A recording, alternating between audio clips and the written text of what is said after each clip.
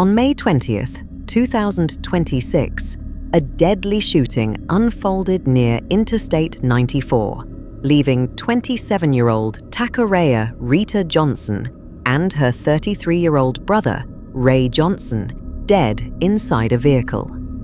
The attack occurred while Rita's 1-month-old son was also inside the car. Despite multiple rounds being fired, the infant survived without physical injury.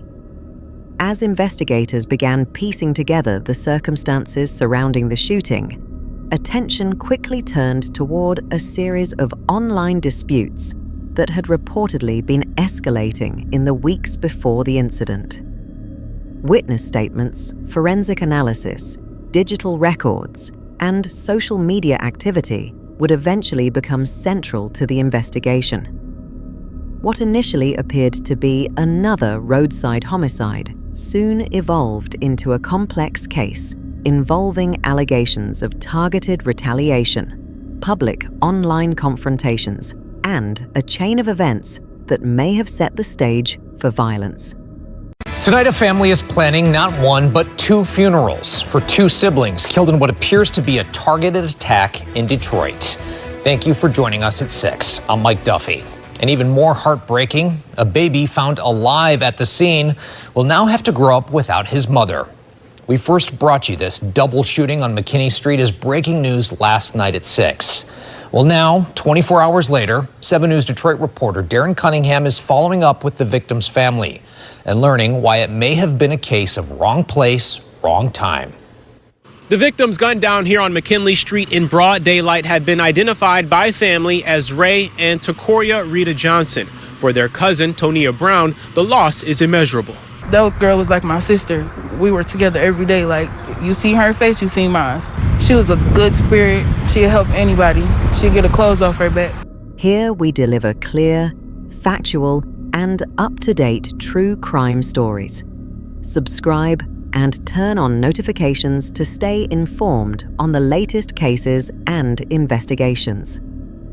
The investigation begins with a burst of emergency calls reporting gunfire near Interstate 94. Dispatchers receive multiple reports from witnesses who describe hearing a rapid succession of gunshots. Within minutes, law enforcement officers and emergency medical personnel are sent to the location to determine what happened. When first responders arrive, they find a vehicle that has sustained extensive gunfire damage. The exterior of the vehicle is covered with visible bullet strikes, and shattered glass is scattered throughout the scene. Inside the vehicle are 27-year-old Takareya Rita Johnson and her 33-year-old brother, Ray Johnson. Both have suffered gunshot wounds. Emergency personnel immediately assess the situation, but it quickly becomes apparent that the attack was severe. Investigators begin documenting every detail of the scene. The vehicle's position, the location of shell casings, nearby surveillance cameras, and witness accounts all become priorities. One discovery immediately captures investigators' attention. Inside the vehicle is Rita Johnson's 1-month-old son. Despite being present during the shooting, the infant survives unharmed. The presence of the child raises immediate questions. Investigators begin considering whether the shooters knew the infant was in the vehicle, or whether their focus was entirely on the adult occupants. As detectives survey the crime scene, they quickly determine that the incident does not appear random. The number of shots fired, the concentration of damage on the victim's vehicle, and the apparent precision of the attack suggest a deliberate act. Several key questions emerge during the first hours of the investigation. Who knew where the victims would be? Had the vehicle been followed before the shooting?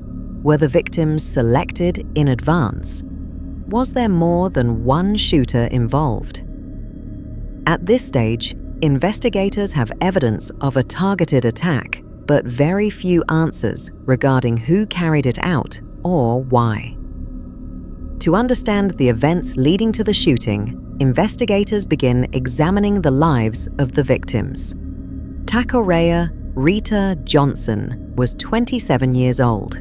She had recently become the mother of a newborn son and was focused on caring for her child. Friends and acquaintances describe her as active on social media, where she frequently interacted with relatives, friends, and members of her community.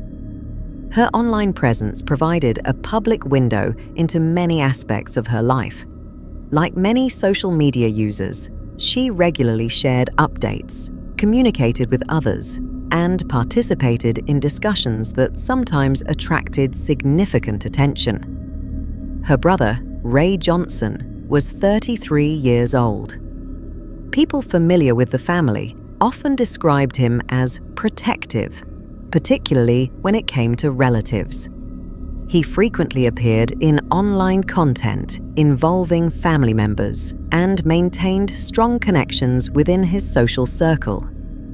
As investigators review their backgrounds, they discover that the Johnson family maintained a significant online presence.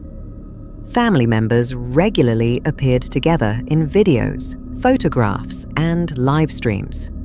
This visibility occasionally brought attention to personal disputes. Arguments that might once have remained private sometimes became public. Family members often defended one another during disagreements, creating situations where conflicts expanded beyond the individuals originally involved. At this point, however, investigators find no indication that violence was inevitable. Public disagreements existed, but many similar disputes occur online every day without resulting in criminal acts. Yet, as detectives continue digging deeper, they begin discovering signs that certain conflicts had been escalating for weeks. While investigators examine the victims' backgrounds, forensic specialists focus on the physical evidence left behind. Crime scene technicians carefully search the roadway and surrounding areas. Their first priority is locating shell casings. Each casing is photographed, marked, and collected before being sent for laboratory analysis. The locations of the shell casings become particularly important. By mapping where each casing was found, investigators attempt to determine the positions occupied by the shooters during the attack. The evidence suggests that numerous rounds were fired within a short period. Ballistics experts begin comparing the recovered casings to determine whether they originated from one firearm or multiple weapons. This analysis could help establish how many people participated in the shooting. Attention then shifts to the victim's vehicle. Investigators document every bullet strike. They analyze entry points, exit points, shattered windows, and damage patterns throughout the vehicle. Using trajectory analysis, experts reconstruct the path taken by each projectile. These trajectories reveal important details about the attack. The findings indicate that the victims had little opportunity to escape once the shooting began. The concentration of gunfire suggests the vehicle itself was the intended target. Damage patterns also help investigators reconstruct the sequence of events. By examining the order in which bullets entered different areas of the vehicle, specialists begin developing a timeline of the attack. Medical examiners conduct autopsies to determine the exact causes of death. The findings confirm that both victims died from gunshot wounds. When forensic findings are combined with crime scene evidence, investigators become increasingly confident in one conclusion: the victims were intentionally targeted. The shooting does not appear to be the result of chance. Instead, the evidence points toward a planned encounter involving individuals who specifically sought out the victims. As the forensic investigation progresses, detectives begin examining relationships connected to the victims. Their review leads them to ongoing social media disputes that had attracted considerable attention online. Initially, these disagreements appeared similar to many other internet arguments. Individuals exchanged criticisms, accusations, and insults through comments and public posts. Over time, however, the conflicts became increasingly visible. Arguments spread across multiple platforms. Videos responding to earlier videos appeared. Live-stream discussions drew viewers who followed the disputes in real time. The disagreements expanded beyond the original participants. Friends, relatives, and supporters became involved. Individuals began defending people they believed were being attacked while criticizing opposing sides. As more people joined the discussions, the audience grew. Public exchanges that once involved only a few individuals now attracted large numbers of viewers. Comments accumulated rapidly. Reactions multiplied. Every new argument generated further responses. Investigators notice a pattern. The conflicts were no longer isolated disagreements between specific people. They had evolved into ongoing public confrontations involving multiple groups. Videos, comments, and live streams became tools for continuing disputes rather than resolving them. The growing attention created an environment where personal grievances remained visible for extended periods. As detectives review this activity, they begin asking an important question. Did these public disputes remain online, or were they beginning to influence real-world decisions? The answer may be hidden within the digital records left behind by participants. Recognizing the importance of online activity, investigators turn their attention to digital evidence. Search warrants and legal requests allow detectives to obtain records connected to the individuals involved. Public posts are archived. Comments are preserved. Videos are downloaded and catalogued. Investigators also focus on deleted content. In many criminal investigations, deleted posts can be as important as visible ones. Detectives attempt to recover material that may have been removed after the shooting occurred. The investigation soon becomes a complex reconstruction project. Detectives begin comparing multiple sources of information. They analyze social media posts. They examine private messages. They review live stream recordings. They study location data. They compare communication records with known timelines. Every piece of information is placed into a chronological sequence. The objective is straightforward. Determine who communicated with whom, when conversations occurred, and whether any activity changed shortly before the shooting. As the timeline develops, investigators discover repeated references to ongoing disputes. Certain individuals appear frequently throughout the digital record. Hostile exchanges become apparent. Some communications suggest tensions had been escalating for weeks. Investigators also identify statements that attract particular scrutiny. While not every hostile comment constitutes a threat, detectives must determine whether any communications crossed the line from verbal conflict into criminal planning. The review process becomes increasingly detailed. Digital evidence allows investigators to examine behavior patterns leading up to the shooting. Unlike witness recollections, electronic records often provide precise timestamps that help establish exactly when events occurred. By comparing posts, messages, and location information, detectives attempt to identify connections between online activity and real-world movements. A critical question remains at the center of the investigation. Did online interactions contribute directly to the violence that occurred near Interstate 94? If the answer is yes, investigators must determine exactly how those interactions evolved from public disputes into a fatal attack. The digital trail may provide that answer. With forensic evidence indicating a targeted shooting and digital records revealing weeks of escalating conflict, detectives now possess two separate investigative paths that appear to be converging. One path begins at the crime scene, the other begins online. As investigators continue assembling evidence, they work to determine where those paths intersect and whether that intersection ultimately explains why Takureya, Rita Johnson, and Ray Johnson became the victims of a deadly attack.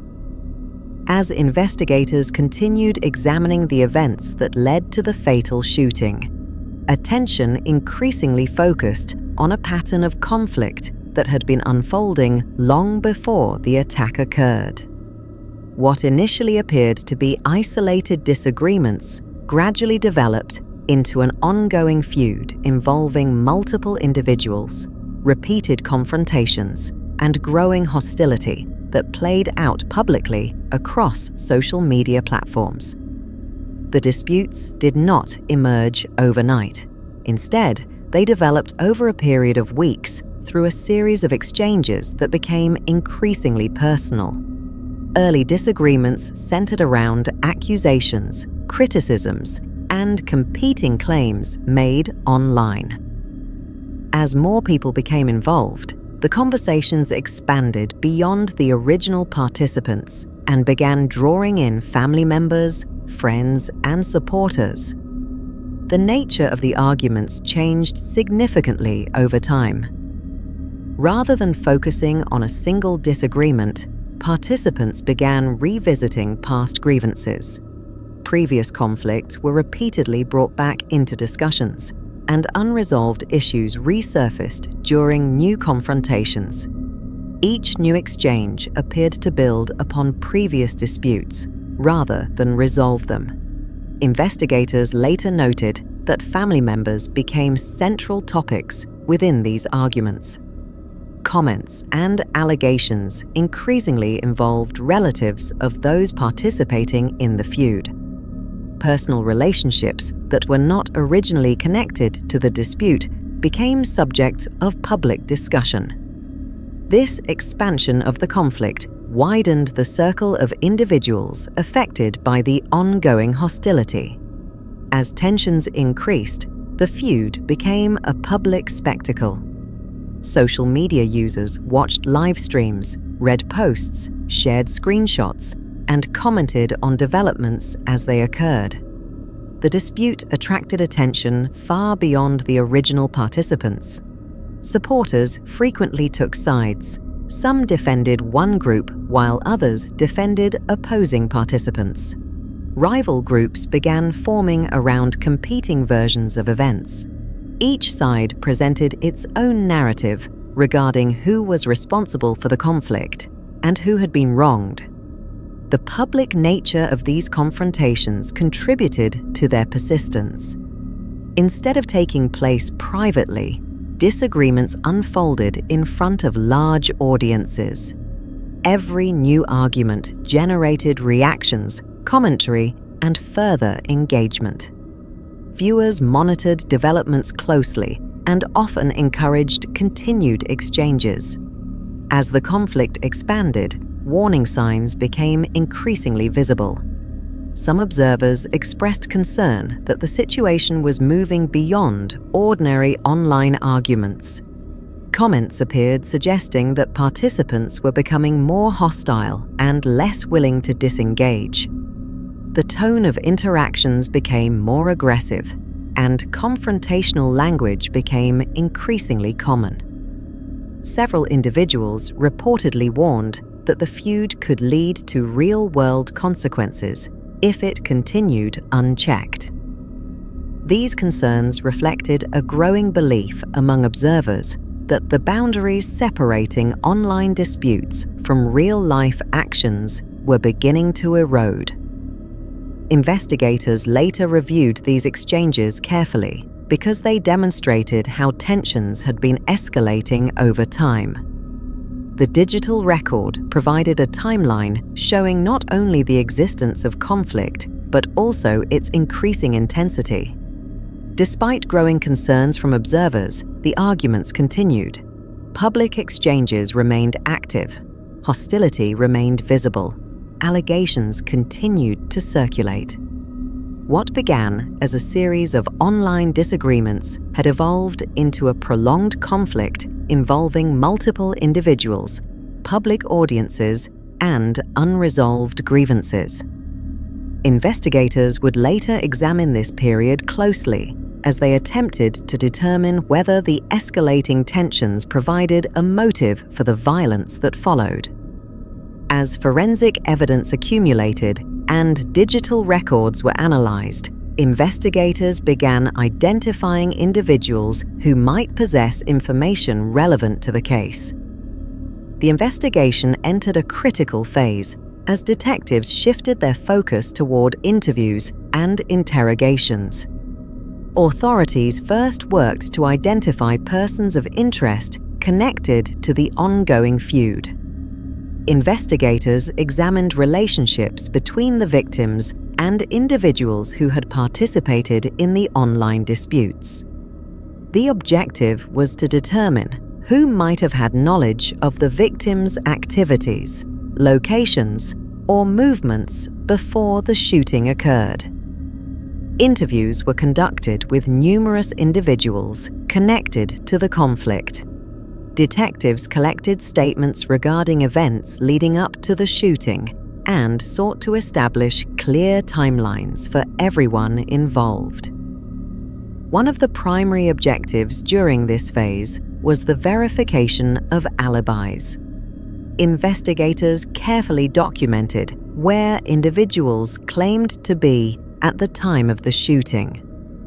These statements were then compared against available evidence, including digital records, surveillance footage, witness accounts, and communication logs. As detectives reviewed the information, inconsistencies began emerging. Some statements conflicted with electronic records. In certain instances, timelines provided during interviews appeared inconsistent with phone activity or location data. Other discrepancies involved reported movements, communications, or interactions occurring shortly before the shooting. Investigators paid particular attention to these contradictions because they could indicate attempts to conceal information or provide misleading accounts. The discrepancies generally fell into several categories. First, there were timeline inconsistencies. Some individuals reported activities that did not align with available records.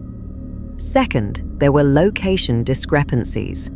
Evidence sometimes suggested individuals had been present in areas different from those described during interviews. Third, investigators examined communication records.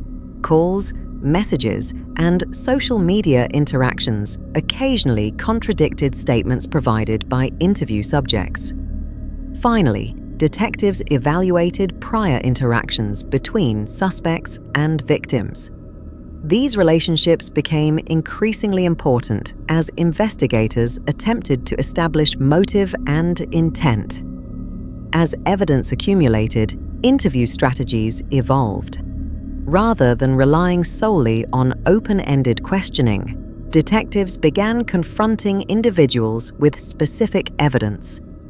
Phone records were presented to challenge inaccurate timelines.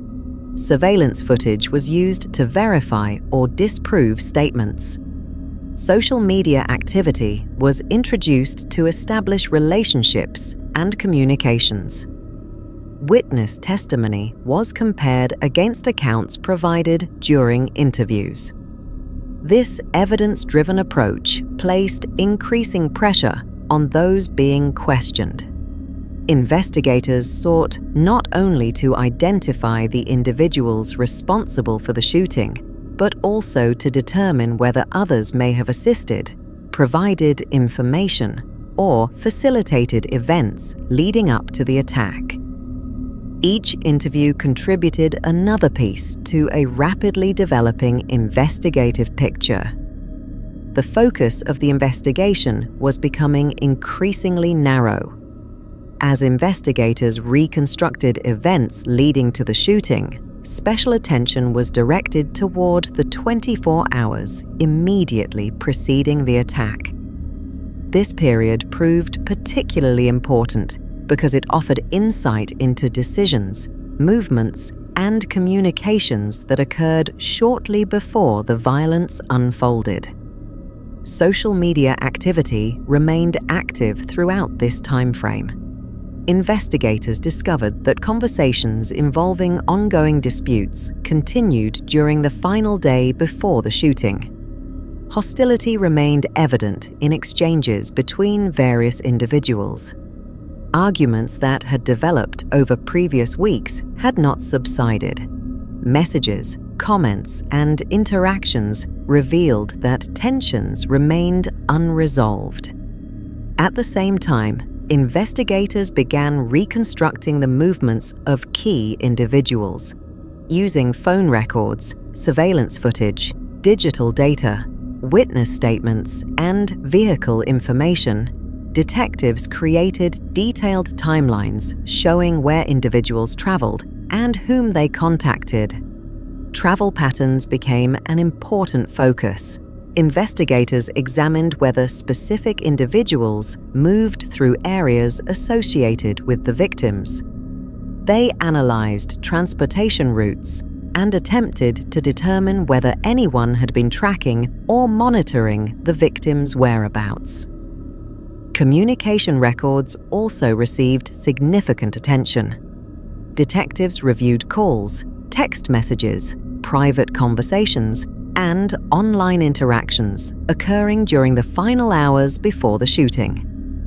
These communications provided investigators with valuable insight into relationships, intentions, and activities immediately preceding the attack. Meeting locations became another critical area of examination. Investigators worked to determine whether individuals connected to the conflict met with one another before the shooting occurred.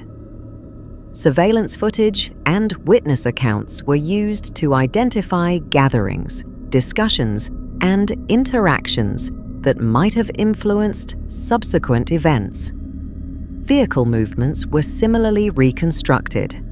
Authorities analyzed traffic cameras, surveillance systems, and other available evidence to establish the movements of vehicles associated with individuals involved in the investigation. As these pieces were assembled, investigators began asking increasingly important questions. Was the attack planned in advance? Did someone communicate the victim's location to others? Were discussions occurring behind the scenes that had not been visible to the public? Had retaliation been contemplated before the shooting occurred? These questions became central to understanding how the incident unfolded. The final 24 hours represented the bridge between weeks of escalating conflict and the fatal attack itself. Decisions made during this period would ultimately become some of the most closely examined aspects of the entire investigation. Weeks of investigative work eventually brought authorities to a turning point. Detectives had spent considerable time analyzing forensic evidence, interviewing witnesses, reviewing digital records, and reconstructing timelines. By this stage, investigators believed they had gathered sufficient evidence to move forward.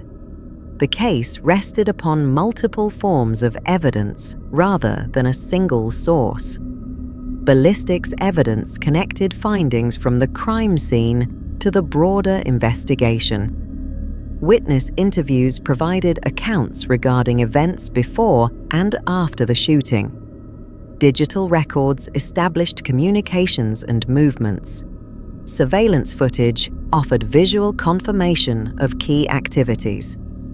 Communication data helped investigators reconstruct relationships and interactions. Taken together, these elements formed the foundation of the case. Authorities began preparing arrest operations. Investigators coordinated efforts to locate suspects believed to be connected to the shooting. Warrants were obtained through the court system based upon evidence collected during the investigation. Law enforcement teams executed these warrants at designated locations. During searches, investigators sought additional evidence that could further support the case. Electronic devices, records, and other materials were collected and examined. The arrests marked a significant development in the investigation. For the first time, authorities publicly indicated that specific individuals were being held responsible for the crimes under investigation. Soon afterward, officials announced the arrests and outlined the charges being pursued. The investigation phase was now transitioning into a legal process that would unfold within the court system.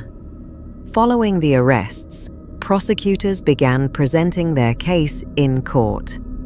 The prosecution's objective was to demonstrate that the evidence established responsibility beyond a reasonable doubt. To accomplish this, prosecutors relied on multiple categories of evidence. Forensic findings were introduced to explain physical evidence recovered during the investigation. Digital communications were presented to establish interactions between relevant individuals. Witness testimony provided accounts regarding events leading up to the shooting. Timeline reconstructions demonstrated how various pieces of evidence fit together. Prosecutors argued that the collective evidence established motive, planning, opportunity, and participation. Defense attorneys challenged these conclusions. They questioned the reliability of witnesses, argued against certain interpretations of digital evidence, and scrutinized investigative procedures. Defense teams sought to identify weaknesses, inconsistencies, and alternative explanations for evidence presented by prosecutors.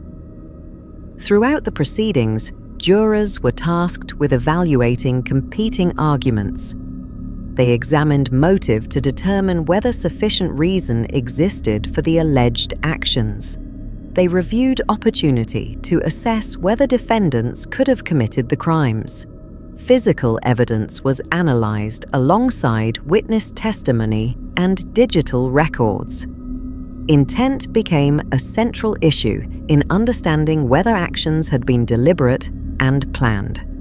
After reviewing all evidence and testimony, jurors deliberated. The verdict represented the legal conclusion reached after months of investigation, preparation, and courtroom proceedings. The consequences of the case extended far beyond the courtroom. 2 individuals lost their lives during the shooting. A 1-month-old child survived the attack but would grow up without his mother. Multiple families experienced lasting consequences resulting from the events surrounding the case.